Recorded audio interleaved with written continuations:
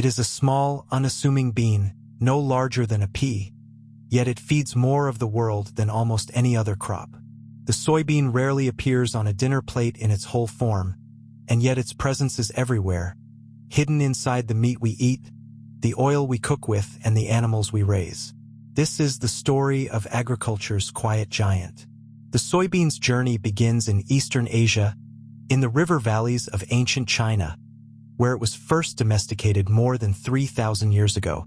From a wild, sprawling vine, early farmers selected plants with larger seeds and sturdier stems, slowly shaping the crop we know today.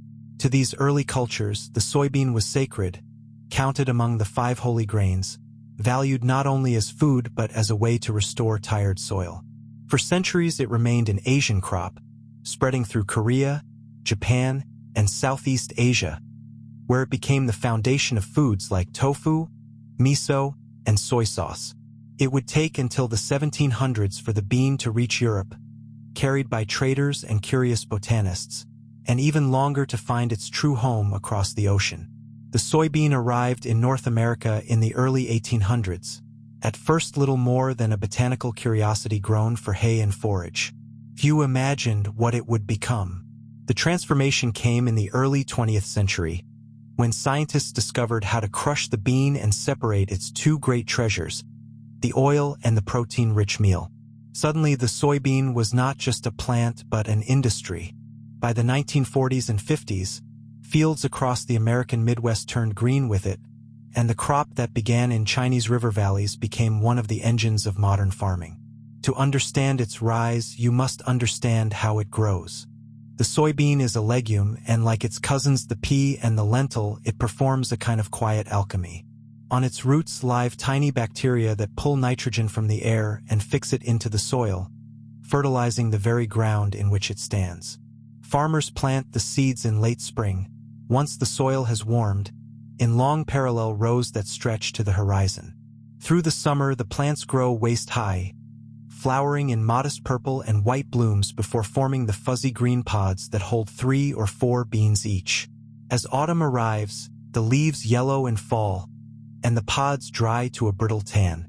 Then come the combines, vast machines rolling through the fields at harvest, stripping the pods, separating the beans, and pouring them in golden streams into waiting trucks. From there, the beans travel to crushing plants and ports, beginning a journey that may carry them halfway around the world. Today, the soybean is among the most traded agricultural commodities on Earth. The United States, Brazil, and Argentina together grow the overwhelming majority of the global crop, with Brazil in recent years rising to become the single largest producer. Each year, the world harvests close to 400 million tons. Yet most of this harvest never feeds a person directly. Roughly 3/4 of all soybeans become animal feed, fattening the chickens, pigs, and cattle that fill the world's growing appetite for meat.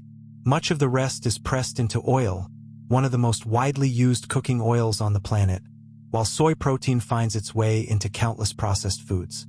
This astonishing usefulness comes with a heavy cost.